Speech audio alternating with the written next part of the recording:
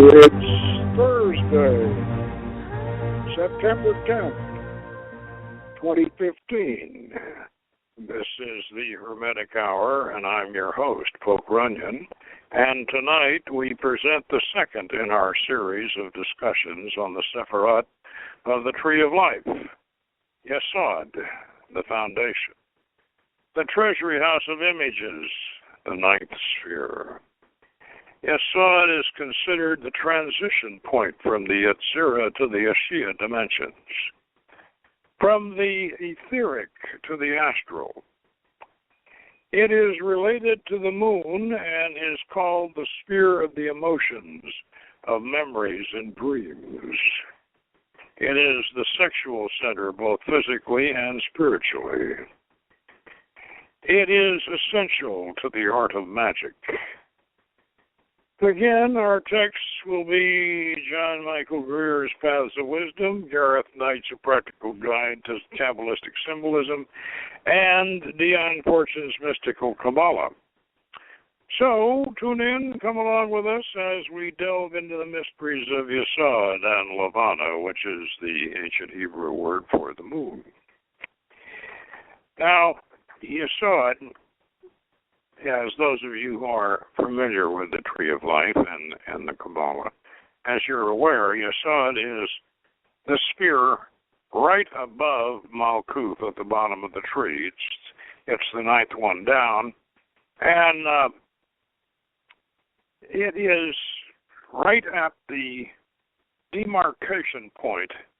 In fact, some diagrams of the tree draw a line through the bottom of Yosod, and everything below that can be considered in the etheric or the physical dimension of Ashia.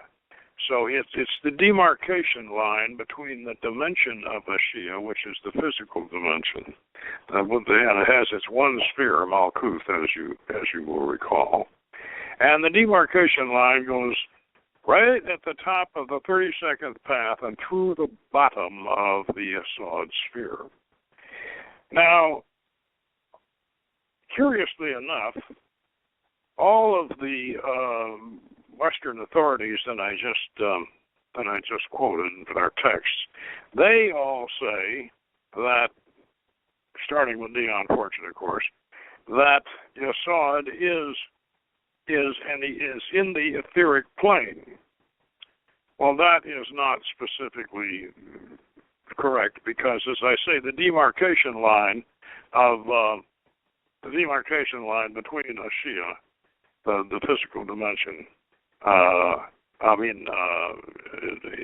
in which it contains Malkuth, it goes right through the bottom of the sphere. And so to be more accurate, we can say that yes, Yosod has an etheric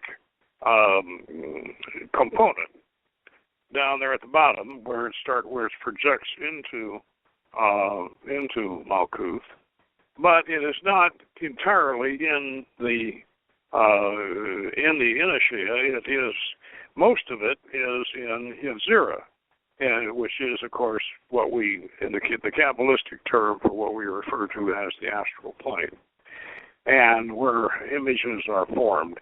Now, we've discussed before the preforms that Yetzirah is the dimension, and the spheres in Yetzirah are the dimension of where the preforms, the images are formed, and the emanations come down and they collect down in Yosod, which is the foundation. And it can also be said that Hod, the next sphere up, and that's the eighth sphere, that Hod is where these images are put into some sort of a format, a plan. I think using the analogy of the chair, like my friend Lon Duquette extrapolated from Plato about God, and God wants a chair, and so Well, we could say that HOD is in a sense the engineering department. It's where they have all the boys on the drawing boards and on the slide rules, or they don't use slide rules anymore, I guess, but it's where the plans get drawn up, and then Yosod is the workshop where they get put together, and that's where the chair that God wants is finally finished and varnished and upholstered, and then it's sent down to the showroom in Malkuth where those of us who want a chair can buy it, and so it's important to realize that HOD has a kind of a controlling function for what is put together and transmitted down into Malkuth. What we might kind of think about in regard to this is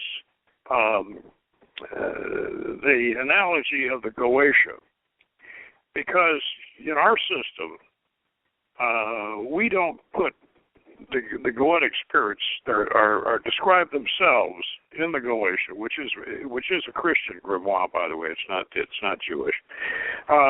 They describe themselves as fallen angels. Now, a lot of them never were, and whatever, and a lot of them like Baal and Astaroth or Baal and Astarte, they were old pagan gods, and in some instances pagan, actual pagan, what you might call demons or genii or whatever, and in some cases angels. But because of Milton, and we can blame this on Milton, Paradise Lost, he is the one who made the ancient gods of Canaan and Babylon into fallen angels, and so that's why in the Goetia, Astaroth or Astarte will discuss the fall of the angels and tell you about it, whatever, and is one herself according to the Milton interpretation. Now, all of these Goetic spirits, when they descended from the spheres that they originally represented, the planetary spheres, they all collected in Yosod. Now, instead of in the Qliphoth, as some people have mistakenly imagined, they collected in the bottom of Yosod, and Yosod being the storehouse of images, and the sphere of the magic mirror. This is where they can be contacted, and that of course is what we do. But what we do with them is we contact them, and the way I put it, they live in palaces which resemble the spheres they fell from. So we call them in both in the sphere of Yosod, and we also call them in the sphere within the sphere of Yosod, because each sphere of the tree of life contains all of the other spheres within it, and this is a very convenient kind of a double entendre for in the Kabbalah. So you can take it. So Yosod itself, being the storehouse of images, obviously this really applies to Yosod. Now, one of the important things about HOD being on top of it is that HOD is the place where the Shemi Ham-Farash angels live, and just don't just take my word for that. Franz Barden agrees with that too, and he places the Shemi Ham-Farash angels in HOD, and they, of course, those Shemi Ham-Farash angels, they are the safety governors for the goetic spirits, because there are 72 Shemi HaParash angels and there are 72 goetic spirits. And so we use those, and being in Hod, one sphere above Yosod, they are a controlling factor. Now let me read to you what we have in the Hermetic Yoga Beyond the Middle Pillar in our book on our yoga system. What we have on Yosod here. Yosod, sphere of the moon, the foundation, the sphere of memory. Yosod is one of the gateways in the tree of life. It is the entrance to what is called the astral plane, or in Kabbalistic terms, the dimension of Yetzirah. It is called the world of formation. Yetzirah is called the world of formation. It is also called, Yosod is also called the foundation, because it is here that the preforms of everything that will come to exist in Ashia and Malkuth are originally projected downward. This is in keeping with the astrological philosophy of Picatrix, in which it says that all astro-magical operations should be planned in accordance with the aspects of the moon, as she is the reflector of all that the heavens send to the earth. Now that is very, very important. And I also want to point out that the mansions of the moon, and each one has its own angel, and each one has its own characteristics. And the mansions of the moon are also Yosodian. And in that respect, I strongly recommend Christopher Warnock's book on the mansions of the moon. And we use that constantly. Because the mansions of the moon, and in Goetia, if you study the Goetia, you'll find that you should not operate in a goetic operation. Should be when the moon is waxing, and also it should be when the mansion of the moon is favorable to the outcome of the operation. And so you need a good lunar ephemeris with the magic of the moon, and I think Christopher Warnock's is excellent. Now, the astral plane is also driven by emotion. It is the realm of dreams, and it is also the sphere of memory from which dreams are made. The goddess of this lunar world is Tanit, who was called the face of Baal in ancient Carthage. She migrated from North Africa into Europe and became the white goddess of the witches in the Dark Ages. She is traditionally represented by a symbol like a triangle surmounted by the three phases of the moon, and it also resembles a cup. This Tanitrum is said to be the origin of Solomon's secret seal that contains the rebellious spirits in the brass vessel used in goetic rites of evocation. In her palace, Tanit sits behind a violet veil and holds the crystal of memory in the palm of her right hand. The eye of fate can be seen through the crystal in the palm of her left hand. When you visit her, you may be allowed to look into the crystal and see a vision of the future. It is unwise to abuse this privilege. Yosod is also the home of the goetic spirits, many of whom are fallen angels and old pagan gods and goddesses such as Baal and Astarte. They reside in palaces like the spheres from which they once fell. Hence, when we summon them, we open the sphere of Yosod and we activate the sphere of their original home.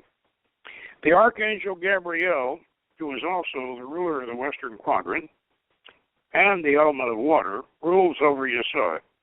And she will allow you entrance through the gate of the mystic rose when you chant her name as you ascend the roses in your upward flight.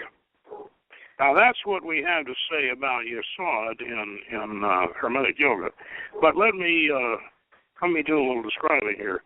The Yosod mandala is a 9-pointed star, which is formed by 3 interlocking triangles, and they have they have the violet purple of Yosod as a background, and their gold triangles, and then they have the seed letter Gimel in Phoenician, and which we pronounce K, and in the archangel is Gabriel, and the goddess is Tanit. The musical note is B, and they are this nine-pointed star is is seen on a rose of pale yellow petals, and there are 9 petals in the rose. The image or the icon of Yosod is the goddess Tanit. She has 3 faces, and the hag, the crone, and the maiden, and you can see her in the icon. You can see her with her hand behind the crystal, and the eye of fate showing through it. And the quote from one of our seasonals that we have on the icon is, "Only I may master Lotan, keep him in his natural course. All thy solar fire and fury come to naught without my force." Tanit, the tides of the moon's tides control the tides, and they control not just the tides, but also the internal flow of menstrual fluid, and so having Yosod as a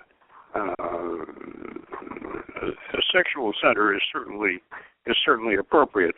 Something I'd like to point out too is that Dion Fortune and Gareth Knight and John Michael Greer, all following Dion Fortune, indicate that Yosod is the sexual center. Now, this, of course, is right in line with our Western psychic center system, which is an extrapolation of the middle pillar exercise that you're familiar with from the Golden Dawn. Now, this is not the Eastern system at all. In the Eastern system, Mars, they place Mars in the psychic center, and there's some validity in that, but the moon is certainly more appropriate, and Yosod is more appropriate, and so that is an added bona fide and authentication for the Western system is that our authorities all say yes, Yosod is the sexual center, and of course, yes, Tiphereth is the heart center. So, what are we doing using this Eastern Laya Yoga system? Why are we doing it? Well, we're doing it because it lines up better with alchemy, but that's not reason enough.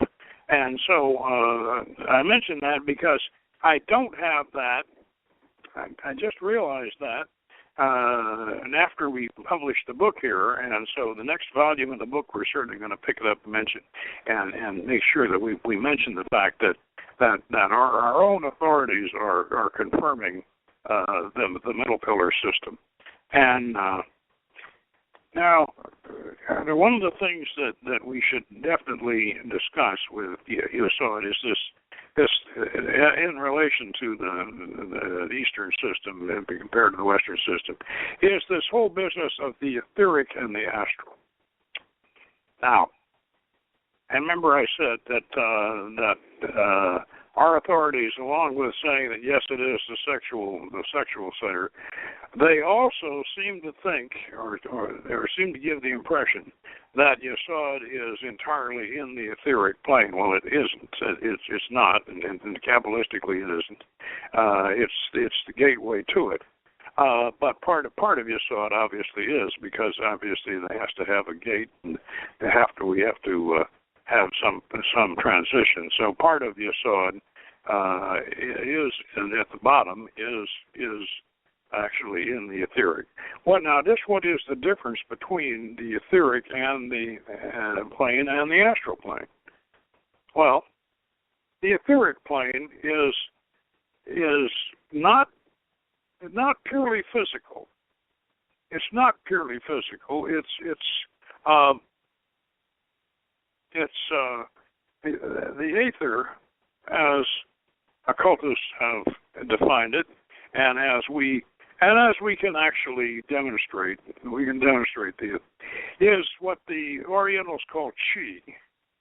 It's been referred to as odic force, the spirit dimension in the four philosophical elements. It is the life force, that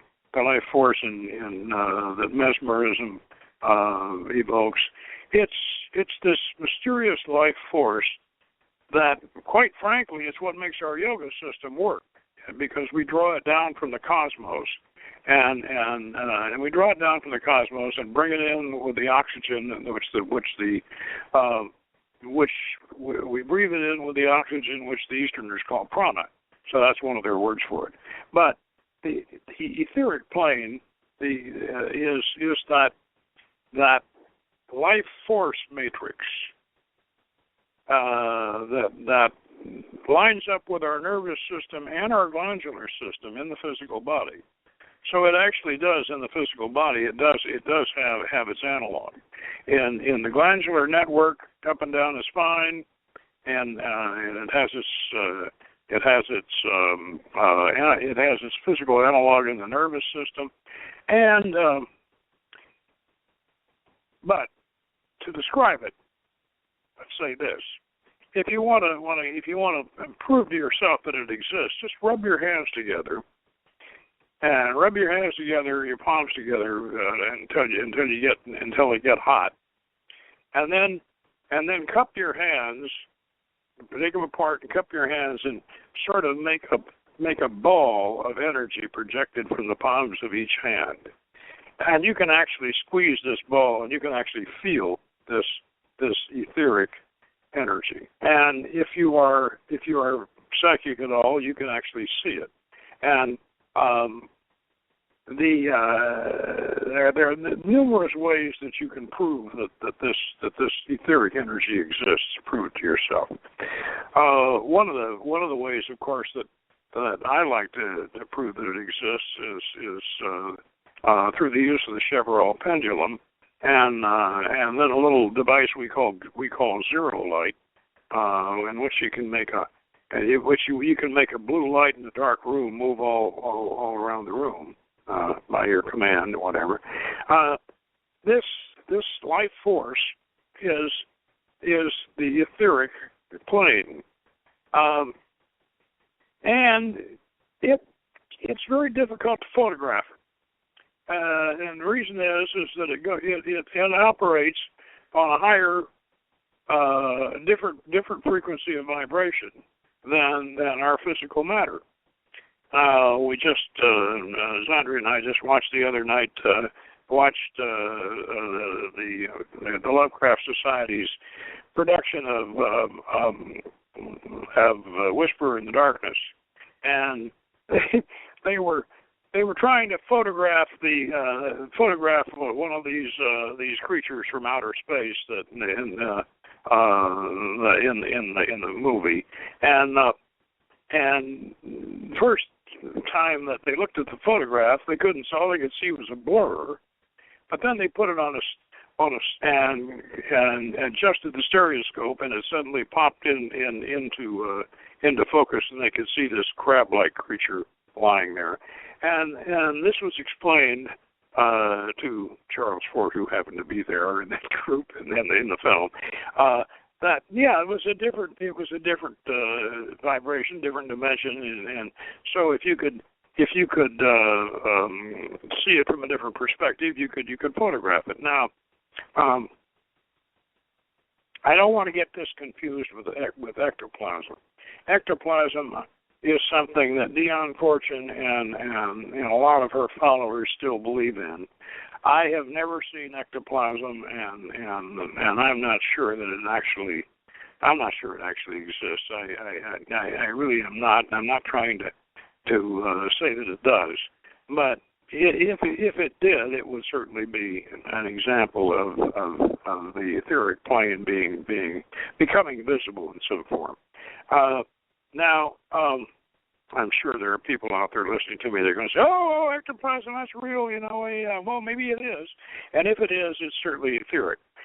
Now, one important thing about the etheric plane in relation to our psychic center system, both Eastern and Western, is this: the entire, now this isn't just my opinion. This is Powell, the Theosophist, and the Theosophical Society, is that they say and they interpret all of the chakras, the psychic centers in the Eastern system, all of them are in the etheric plane. They are etheric entities, and therefore that's why they don't show up on an X-ray. They don't show up and the only way they can be seen is to be scryed.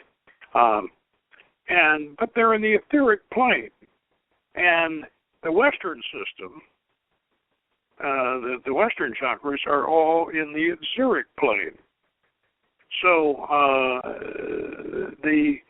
this is a difference between the two systems, and it's a very important difference because yes, the chakras are roughly in the same place in both systems, but they are, one is in the etheric plane, and the other, the Western system, is in the etheric plane, and both of those systems, of course, have their component in Yosod. Now, that's important to understand, and I'd like to, on this business of the material aspect of Yosod, I'd like to read Dion Fortune's, of all of our texts, I think in this particular sphere, I'm not saying for all of them, but in this particular sphere especially, Dion Fortune seems to be the one that both Gareth Knight and John Michael Greer are both leaning on Dion Fortune very heavily in their interpretations of Yosod. And of course, they lean on Dion Fortune in their interpretations of the rest of the spheres too, but mainly on Yosod, it's really obvious. Now, let me read you a little bit of what Dion Fortune says here about the material and the etheric. The material universe is an insoluble riddle to the materialist because he insists on trying to explain it in terms of its own plane. This is a thing that can never be done in any sphere of thought. Nothing can ever be explained in terms of itself, but only by being resumed in a greater whole. The four elements of the ancients find their explanation in a fifth, the aether, as initiates have always maintained. For it is a doctrine of esoteric philosophy that any four visible states always have their root in a fifth, an invisible state. And for instance, the four worlds of the Kabbalists have their root behind the veils of the unmanifest. It is only by positioning this unmanifest fifth and assigning to it certain attributes deduced from the manifest four as being essential in the prime cause that we are able to arrive at any understanding of the nature of the four. So do we find in Yosod the unmanifest fifth of the four elements of Malkuth, the fire of the ancients answering to the aether of the moderns, and earth, water, and air to the solid, liquid, and gaseous states of matter. Yosod must then be conceived as the receptacle of the emanations of all the other separate.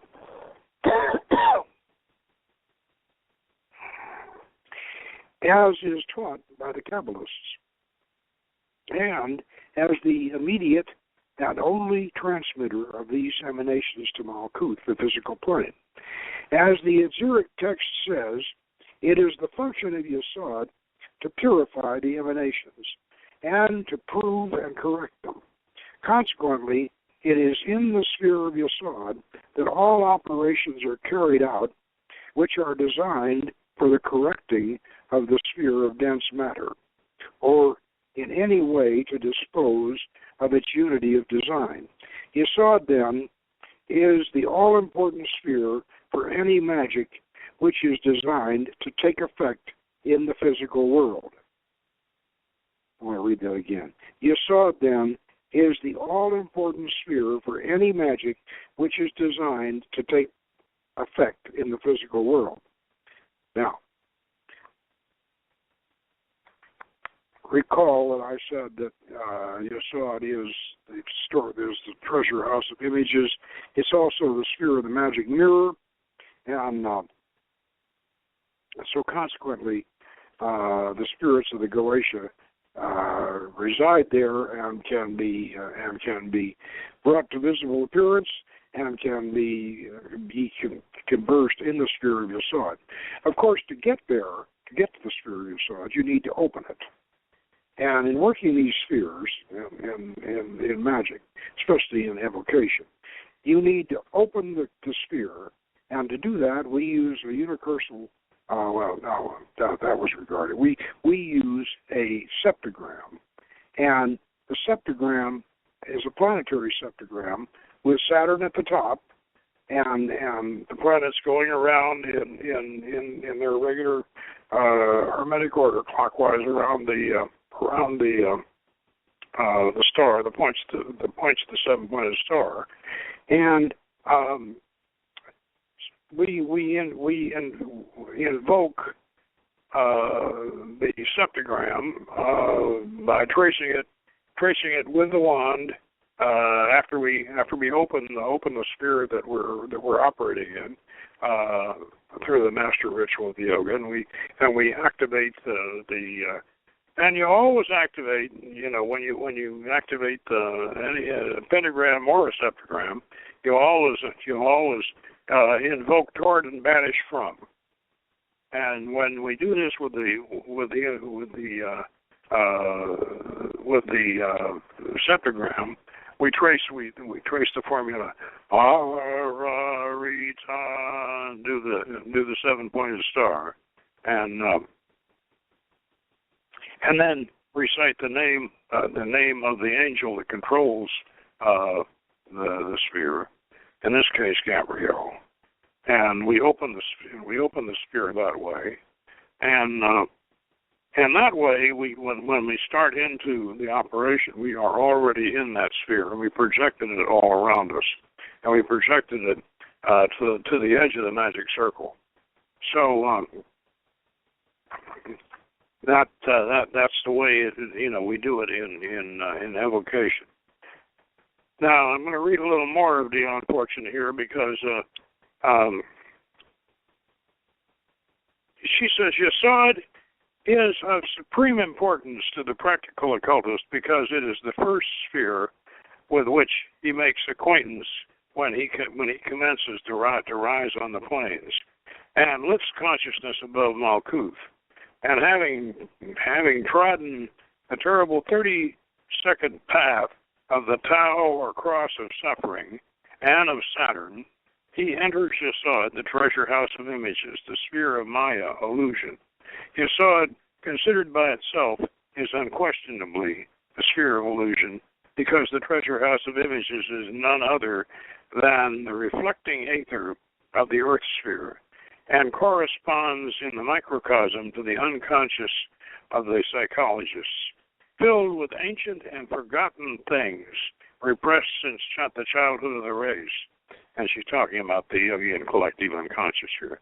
The keys that unlock the doors of the treasure house of images and enable us to command its denizens are to be found in Hod, the sphere of magic. It is truly said in the mysteries that no degree becomes functional until one has taken the next. And anyone who tries to function as a magician in Yosod soon learns his error, for although he can perceive the images in the treasure house, he has no word of power with which to command them. And therefore, in initiation upon the Western path, at any rate, and I cannot answer for the Eastern,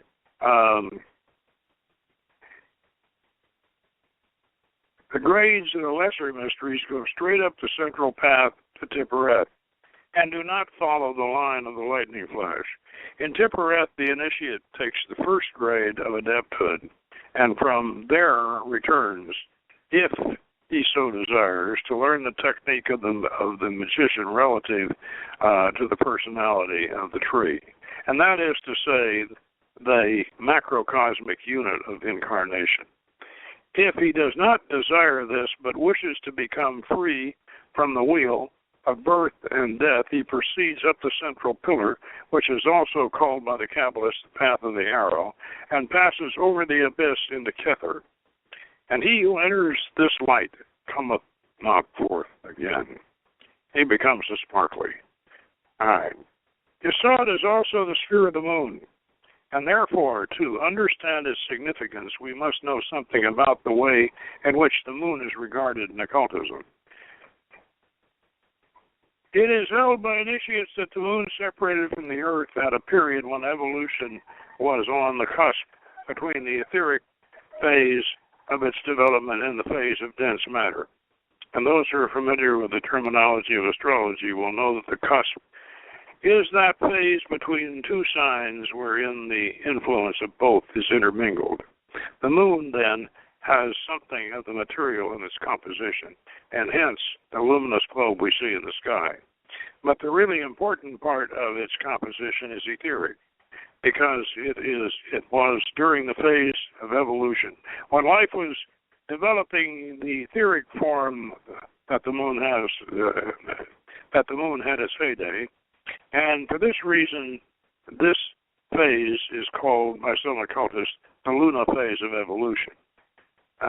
Now, I'm not going to say that that's all something that I completely believe in, but that's something I think that Dion Fortune got from both Blavatsky and Max Heindel.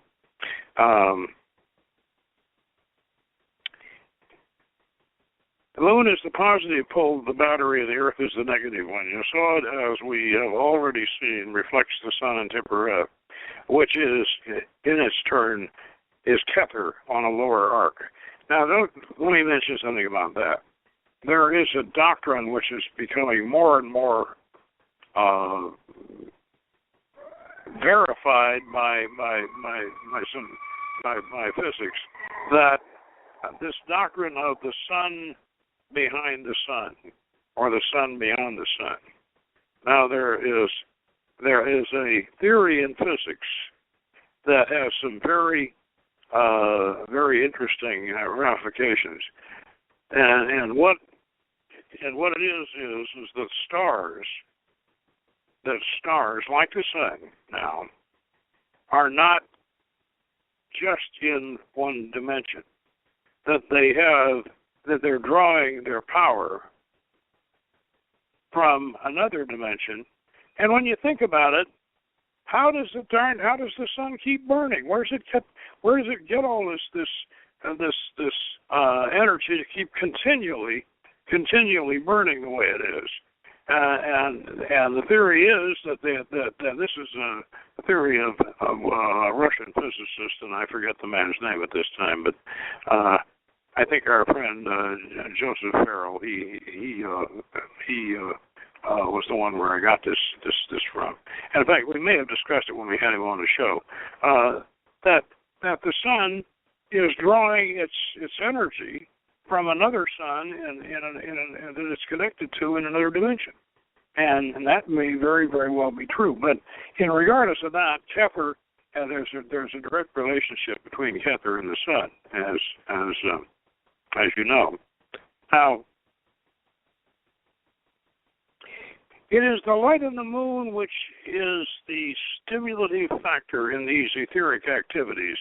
And as Earth and Moon share one etheric double, all etheric activities are at their most active when the moon is at its full. Likewise, during the dark of the moon, etheric energy is at its lowest, and unorganized forces have a tendency to rise up and give trouble. The dragon of the Qliphoth raises his multiple heads, and in consequence, practical occult work is best left alone. Now, of course, that's what she's. But actually, we in our yoga system, we ride that dragon. We ride that dragon up through the spheres, and so we can ride him just as well in the full of the moon as we can in the dark of the moon. To mentioning that again, as you recall, Johann Gichtel thought the dragon was the enemy, but he still wanted us to ride the dragon. But he wanted us to ride the dragon to purify the spheres and of course, tame the dragon. And yes, we want to tame the dragon, but we want to use him to take us to the spheres. And so we're one of the reasons why the Theosophists, although they embraced the Eastern chakra system, they were terrified of the Kundalini and the sexual aspects of tantric yoga. They were very, very stodgy Victorians in that respect, even though they were somewhat anti-Christian, but they retained their Victorian Christian super morality. So essentially, Yosod is one of the spheres of one of the most important spheres in the practice of magic, and is all important in the practice of evocation. Now, I'd like to read you something about what Jan Portia says about the sacred marriage here. Let's see. Now it may be asked if the sphere of Yosod is etheric, why are the generative organs assigned to this sphere? And for surely their function is physical, if anything is. And the answer to that question is to be found in the knowledge of the subtler aspects of sex, which appears to be entirely lost to the Western world. It cannot be entered into in detail in these pages, and I must suffice to point out that the more important aspects of sex are etheric and magnetic, and we might liken it to the iceberg, 5/6 of whose bulk is below the surface. The actual physical reactions of sex form a very small portion, and by no means the most vital portion of its functioning. It is owing to our ignorance of this that so many marriages fail to fulfill the purpose of the wedding, which of two halves becoming a perfect whole. We take no account of the magical side of marriage, despite the fact that the Christian church classes it as a sacrament. Now, let's talk about that for a minute. The Christian church classifies marriage as a sacrament for one reason and one reason only, and that's St. Valentine. And I don't mean Al Capone now. That's the St. Valentine who Valentine's Day is named after, and who almost became the Pope. And this was Valentine believed that the sacred marriage was the true passion of Christ, and the bridal chamber, and was the true passion of Christ, not the crucifixion. This was Valentine's teaching, and the church, the church, they pilloried Valentine, and they made him out to be a sexual libertine and all the rest of this, but Valentinian Christianity was the Christianity of Mary Magdalene and the Apostle Philip, and it was their in which, and it's also in the Joseph and Asenath allegory. The sacred marriage was described in that as the sacrament, and so this is where the idea of the soulmate comes from, and which was originally that concept originally came from Plato, but that concept, the soulmate concept, was adopted probably by Ezra into the Bible in his version of Genesis, where he has and Jesus picked up and verified this. I don't think Jesus didn't like much of what Ezra did, but he did go along with this one. That what God has put together, let no man break asunder. And Jesus was very much against divorce. And Jesus' mentor, Hillel, that was one of the things that they parted the ways on. Hillel was very much he wanted to liberalize divorce, and Jesus, his student, was completely against it. Basically, because Jesus believed in this soulmate idea that once a man and a woman are married, they are completing this original hermetic androgyny. They're completing it, and the soul is then fulfilling itself. So, and Valentinian Christianity is, of course, based on that, and that's what is behind. I'm not saying that Dion Fortune was a Valentinian Christian, but she was pretty close to it, and especially in this.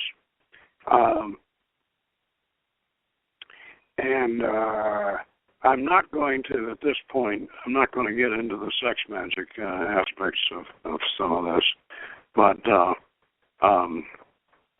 those of you who know about those things, you can understand that too.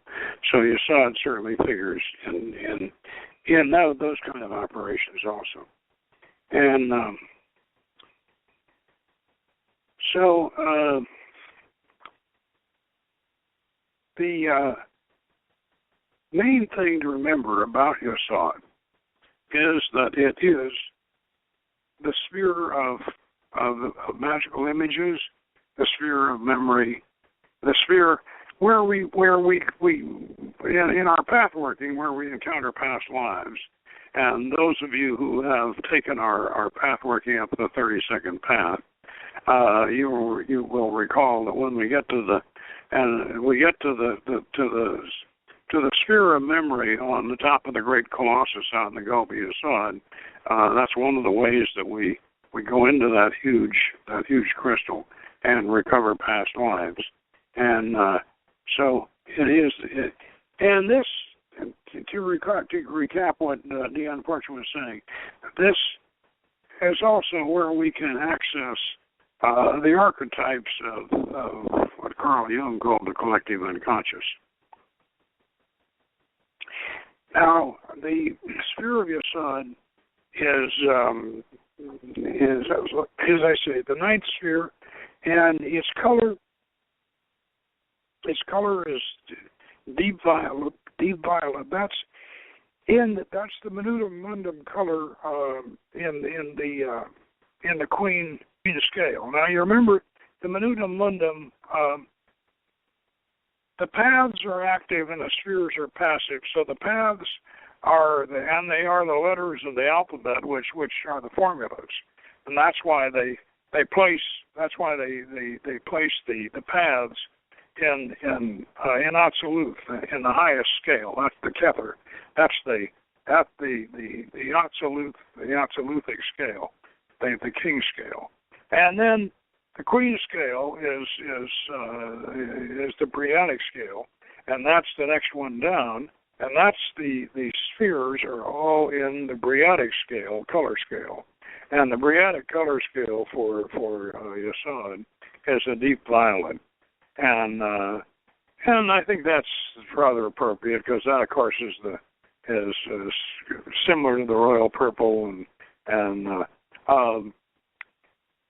so this about concludes what remarks that I have on the sphere of Yosod. Next week, we may have next week. We may have the distinguished author Karim El-Kousa, author of Jesus the Phoenician Code, and other works. Pythagoras the Mathematician, and he's going to be visiting Los Angeles. He's giving a lecture at the Glendale Masonic Center on the 27th, the day after our seasonal, and so we may have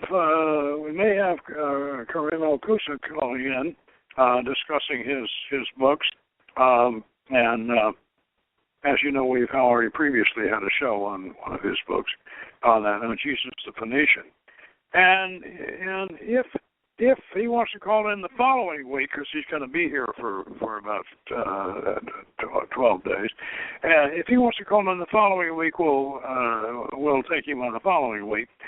But we're going to continue. Otherwise, next week we'll either continue with Hod, or we will have Karim El-Kousa calling in. And in either way, it's going to be a very, very, very interesting show. So we'll see you next week, and until then, good magic. Carol Botia. A criação conta com a Carol. O planejamento conta com a Carol. A produção conta com a Carol. As melhores histórias contam com a Carol. Os clientes contam com a Carol. Quando uma campanha aperta, todo mundo conta com a Carol. Conta com a Carol para fazer tudo isso. Todo mundo conta com a Carol. Agora, ela conta com você. Vote Carol Botia para profissional de atendimento e negócios no Caboré.